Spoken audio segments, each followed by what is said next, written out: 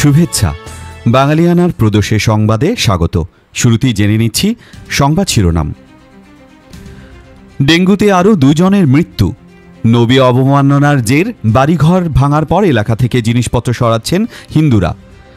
বৈষম্য বিরোধী ছাত্র আন্দোলনের সাবেক মুখপাত্র জানালেন, জুলাই মানি মেকিং মেশিনে পরিণত হয়েছে। দুর্বৃত্ত ও অনৈতিক রাজনীতিবিদদের সঙ্গে থাকবেন না জানিয়ে এনসিপি থেকে পদত্যাগ করলেন নীলা ইসরাফিল। পুলিশ নিয়ে চাঁদাবাজি করেন সমন্বয়ক রিয়াদ। সমন্বয়কদের চাঁদাবাজির খবর শুনে বেদনায় নীল হয়ে গেছেন মির্জা ফখরুল। বাধ্যতামূলক অবসরে পুলিশের 4 ডিআইজি। যান্ত্রিক ত্রুটিতে মাঝ আকাশ থেকে ফেরত এলো বিমানের ফ্লাইট। ঢাকায় বিমান ঘাঁটি রাখতেই হবে জানালো বিমান বাহিনী। লালমনিরহাটে 2 ট্রেনের মুখোমুখি সংঘর্ষ। দুর্গাপূজায় বাংলাদেশি ইলিশ পাবে না ধরে নিয়ে গুজরাট ও মিয়ানমারের ইলিশ কেনার প্রস্তুতি কলকাতার। রয়টার্স বলছে, আসাম থেকে 1 মাসে 3400 পরিবারের বাড়িঘর ভেঙে বাংলাদেশের দিকে তাড়ানো হয়েছে। প্রায় 6 মাস পর মঙ্গলবার কুয়েটে ক্লাস শুরু হচ্ছে। অস্ত্রবিরতিতে সম্মত থাইল্যান্ড, কম্বোডিয়া। এবারে বিস্তারিত। দেশে ডেঙ্গু আক্রান্ত হয়ে আরও 2 জনের মৃত্যু হয়েছে। রোববার সকাল 8টা থেকে সোমবার সকাল 8টার মধ্যে তাদের মৃত্যু হয়। আজ সোমবার স্বাস্থ্য অধিদপ্তরের হেলথ ইমার্জেন্সি অপারেশন সেন্টার ও কন্ট্রোল রুমের দেয়া তথ্য থেকে এসব জানা গেছে। এ নিয়ে চলতি বছর এখন পর্যন্ত ডেঙ্গুতে 78 জনের মৃত্যু হল। রংপুরের গঙ্গাচড়ায় ইসলামের নবী মুহাম্মদকে কটূক্তির অভিযোগে গ্রেপ্তার এক কিশোরের বাড়িসহ সনাতন ধর্মাবলম্বীদের 14টি বসতঘরে হামলা ও ভাঙচুরের পর পুরো এলাকায় আতঙ্ক বিরাজ করছে। সোমবার সকালে সরেজমিনে দেখা গেছে হামলার শিকার পরিবারগুলোর বাড়িঘর লণ্ডভণ্ড। আতঙ্কে পরিবারগুলো গরু, ছাগল, হাঁস, মুরগি ও অন্য মালামাল ভ্যানে করে সরিয়ে নিচ্ছেন। অনেকে গরু, ছাগল ও ধান বিক্রির জন্য নিয়ে যাচ্ছেন। আলদাতপুর নতুন সরকারি প্রাথমিক বিদ্যালয়ের সামনে ও ভেতরে অবস্থান করছে সেনাবাহিনী। কাছাকাছি খিলালগঞ্জ বাজারেও পুলিশ ও সেনা সদস্যদের টহল দিতে দেখা গেছে। গঙ্গাচড়া থানার ভারপ্রাপ্ত কর্মকর্তা আল ইমরান গণমাধ্যমকে বলেন, ওই কিশোর ফেসবুকে আল্লাহ নবী মুহাম্মদকে নিয়ে অবমাননাকর লেখা ও ছবি দিয়েছে এমন অভিযোগ পায় পুলিশ। অভিযোগের সত্যতা পেয়ে তাৎক্ষণিকভাবে তাকে আটক করে শনিবার রাত 8:30টার দিকে থানায় আনা হয়। পরে সাইবার সুরক্ষা আইনে মামলা করে দুপুরে আদালতের মাধ্যমে সম্মিলিত শিশু পুনর্বাসন কেন্দ্রে পাঠানো হয়। পুলিশ ও স্থানীয় লোকজনের সঙ্গে কথা বলে জানা গেছে, শনিবার রাত 8টার দিকে কিশোরকে থানায় নেওয়ার পর তার বিচারের দাবিতে মুসলিম সম্প্রদায়ের সদস্যরা মিছিল নিয়ে তার বাড়ির সামনে যায়। রাত 10টার দিকে দ্বিতীয় আরেকটি মিছিল এসে তার এক স্বজনের বাড়িতে হামলা ও ভাঙচুর চালায়। পরে পুলিশ ও সেনাবাহিনী গিয়ে পরিস্থিতি নিয়ন্ত্রণে আনে। জুলাইকে মানি মেকিং মেশিনে পরিণত করা হয়েছে বলে মন্তব্য করেছেন বৈষম্য বিরোধী ছাত্র আন্দোলনের সাবেক মুখপাত্র উমামা ফাতেমা। সামাজিক যোগাযোগ মাধ্যম ফেসবুকে নিজের ভেরিফাইড অ্যাকাউন্ট থেকে লাইভে এসে উমামা ফাতেমা এসব কথা বলেছেন। 2 ঘণ্টা 24 মিনিটের ওই লাইভে বৈষম্য বিরোধী ছাত্র আন্দোলনের সঙ্গে যুক্ত হওয়া থেকে শুরু করে বের হয়ে যাওয়া পর্যন্ত নানা ঘটনা ও তথ্য তুলে ধরেন তিনি। সমন্বয়ক পরিচয়টিকে নেতিবাচক কাজে ব্যবহার করাটা অভ্যুত্থানের পরপরই শুরু হয়েছিল উল্লেখ করে উমামা বলেন, 5 আগস্টের পরদিন সকালবেলা থেকেই দেখি সমন্বয়ক পরিচয়ে নাকি এক একজন এক এক জায়গায় গিয়ে দখল করছে। আমার মনে হচ্ছিল, এখন কি রক্ষী বাহিনীর মতো সমন্বয়ক বাহিনীও তৈরি হচ্ছে নাকি? উমামা ফাতেমা বলেন, 31 ডিসেম্বর জুলাই ঘোষণাপত্র দেওয়ার যে কর্মসূচি দেওয়া হয়েছিল সেটাও হঠাৎ করেই জানানো হয়েছিল, পরে আর সেটা দেওয়া হয়নি। এই পুরো ব্যাপারটা নিয়ে আমি খুব বিরক্ত ছিলাম। জানুয়ারির শেষ দিকে আমি ঠিক করে ফেলি যে এই বৈষম্য বিরোধী ছাত্র আন্দোলনের সঙ্গে আমি আর থাকব না। তিনি জানান, পরবর্তীতে নানান কারণে সিদ্ধান্ত পরিবর্তন করে সংগঠনটির মুখপাত্র হন তিনি।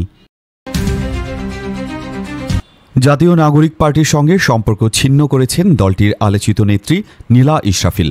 এনসিপিতে অপরাধীর বিচার হয় না বলেও অভিযোগ করেছেন তিনি। আজ সোমবার নিজের ফেসবুকে এক পোস্টে এনসিপি ত্যাগের বিষয়টি জানান নীলা। ফেসবুকে নীলা ইসরাফিল বলেন, আমি নৈতিকতা বেছে নিচ্ছি, দুর্বৃত্ত রাজনীতি নয়। এনসিপি একটি রাজনৈতিক দল।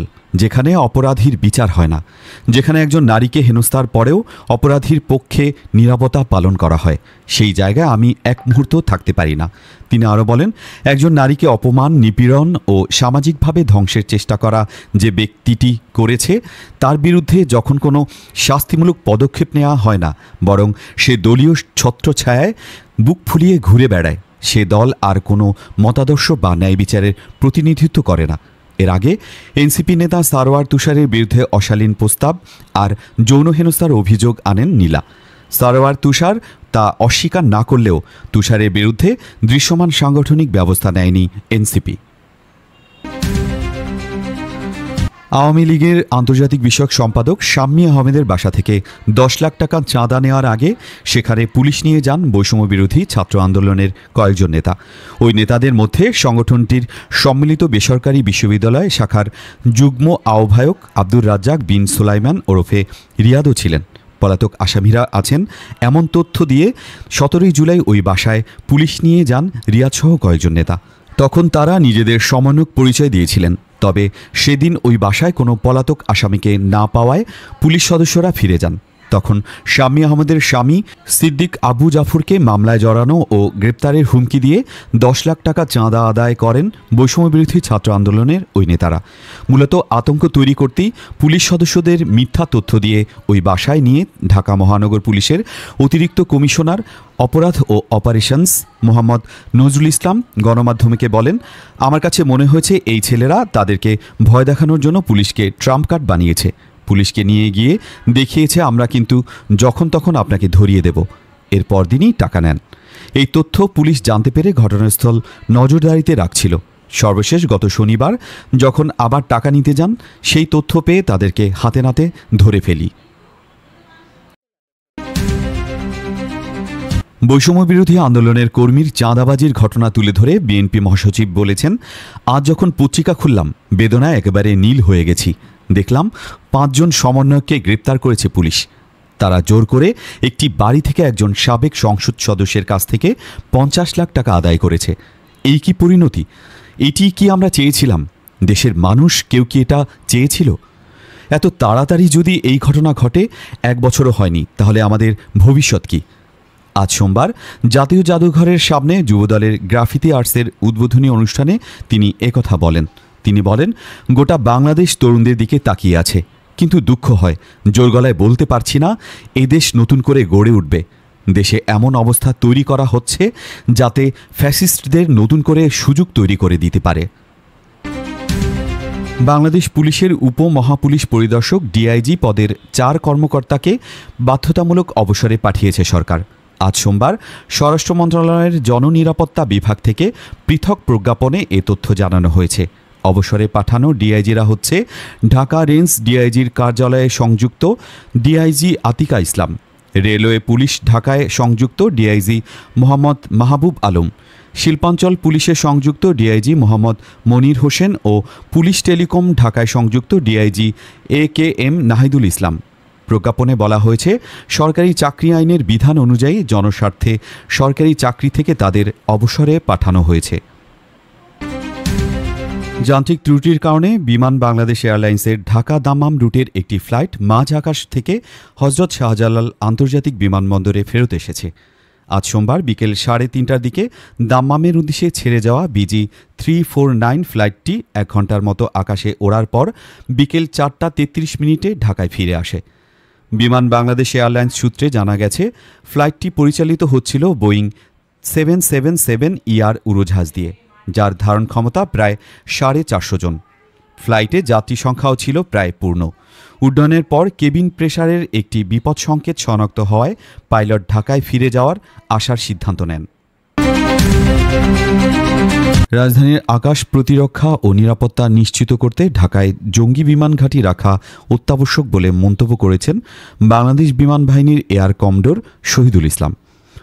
সোমবার দুপুরে দেশগাঁয়ের এভিয়েশন ইউনিভার্সিটির পুরাতন PSC ভবনে আয়োজিত এক সংবাদ সম্মেলনে একথা বলেন শহীদুল ইসলাম।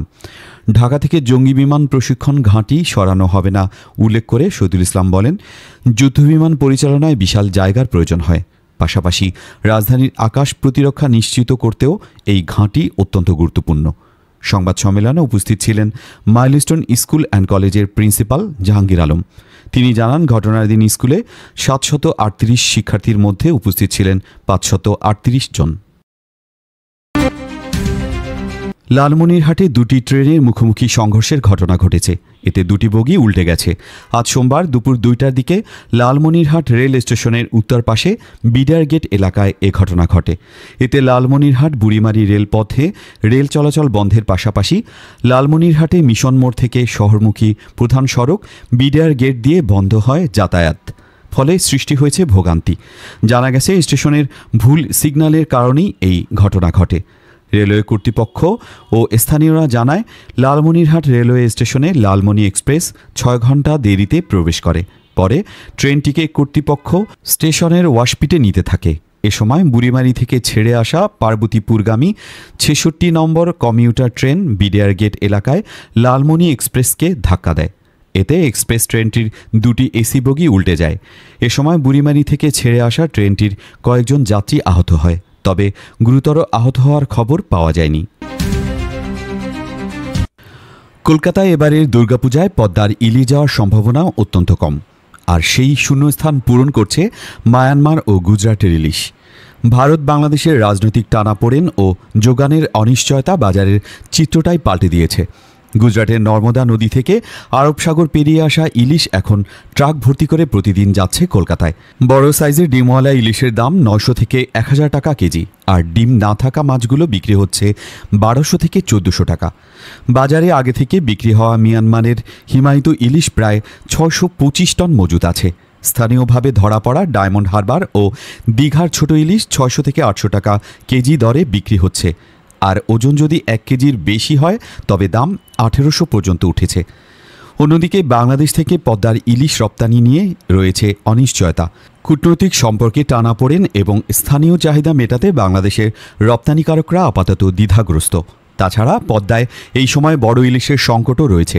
বাংলাদেশের রপ্তানিকারকরা জানাচ্ছেন, যে ইলিশ ধরা পড়ছে তার সাইজ তুলনামূলক ছোট এবং দামও ভারতের বাজারের জন্য অনেক বেশি পড়ে যাচ্ছে। ভারতের উত্তর পূর্বাঞ্চলীয় রাজ্য আসাম বর্তমানে ভয়াবহ মানবিক সংকটের মুখে দাঁড়িয়ে আছে, যেখানে নির্বাচনের পূর্বভাগে ধর্ম ও জাতিগত পরিচয়কে কেন্দ্র করে এক উদ্বেগজনক পরিস্থিতি তৈরি হয়েছে। বিশেষ করে বাংলা ভাষাভাষী মুসলিম সম্প্রদায় চরম দমন পীড়নের শিকার হচ্ছেন। শুধু গত 1 মাসেই আসাম রাজ্য জুড়ে 5টি অভিযানে 3400টি মুসলিম পরিবারের বাড়ি ঘর ধ্বংস করা হচ্ছে। ঘরবাড়ি ধ্বংসের পাশাপাশি নাগরিকত্ব নিয়ে প্রশ্ন, এমনকি জোর করে বাংলাদেশে পুশিনের মতো ঘটনা অহরহ ঘটছে। সোমবার প্রকাশিত রয়টার্সের এক প্রতিবেদনে বলা হয়, ভারতের উত্তর পূর্বাঞ্চলীয় আসাম রাজ্যে বাংলাদেশ সীমান্তের কাছাকাছি এক কোণে নীল ত্রিপলের নিচে শত শত মুসলিম নারী, পুরুষ ও শিশু গাদাগাদি করে আশ্রয় নিয়েছে। তাদের কেউ কয়েকদিন, কেউ কয়েক সপ্তাহ আগে বাড়ি ঘর হারিয়েছে। রাজ্য কর্তৃপক্ষের অভিযানে তাদের ঘর বাড়ি গুড়িয়ে দেওয়া হয়েছে। এই মানুষগুলো সেই হাজার হাজার পরিবারের মধ্যে পড়ে, যাদের ঘর বাড়ি সরকারি জমিতে অবৈধভাবে বসবাস করার অভিযোগে বুলডোজার চালিয়ে গুড়িয়ে দিয়েছে। অথচ এসব মানুষের অনেকেই আসামে জন্ম ও বেড়ে ওঠা। টানা 160 দিন সব একাডেমিক কার্যক্রম বন্ধ থাকার পর আগামী মঙ্গলবার থেকে ক্লাস শুরু হচ্ছে খুলনা প্রকৌশল ও প্রযুক্তি বিশ্ববিদ্যালয়ে। রোববার নবনিযুক্ত উপাচার্য অধ্যাপক ডক্টর মাকসুদ হিলালি বিশ্ববিদ্যালয়ের চলমান অচলাবস্থার বিষয়গুলো সম্পর্কে অবগত হতে সব অংশীজনদের সঙ্গে আলোচনায় বসেছেন। তিনি বলেন, আজ সকালে শিক্ষকদের সঙ্গে, দুপুরের পর শিক্ষার্থী প্রতিনিধিদের সঙ্গে কথা হয়েছে, সন্ধ্যায় শিক্ষক সমিতির সঙ্গে কথা বলছি। সবাই খুবই পজিটিভ। আমি ঠিক করেছি আগামী মঙ্গলবার থেকে ক্লাস শুরু করব। মালয়েশিয়ার প্রধানমন্ত্রী আনোয়ার ইব্রাহিম জানিয়েছেন, সীমান্ত সংঘাত নিরসনে থাইল্যান্ড ও কম্বোডিয়া অবিলম্বে ও নিঃশর্ত অস্ত্রবিরতিতে সম্মত হয়েছে। আজ সোমবার মালয়েশিয়ার প্রশাসনিক রাজধানী পুত্রজায়ায় আনোয়ারের সরকারি বাসভবনে থাইল্যান্ডের ভারপ্রাপ্ত প্রধানমন্ত্রী ফুমথাম ওয়েচা আচাই ও কম্বোডিয়ার প্রধানমন্ত্রী হুনমানের মধ্যে বৈঠকে এই সিদ্ধান্ত হয়। বৈঠকে যুক্তরাষ্ট্র ও চীনের রাষ্ট্রদূতরাও উপস্থিত ছিলেন বলে আনোয়ার ইব্রাহিমের দপ্তর জানিয়েছে। বাঙালিয়ানার প্রদর্শের সংবাদ শেষ হল। ধন্যবাদ।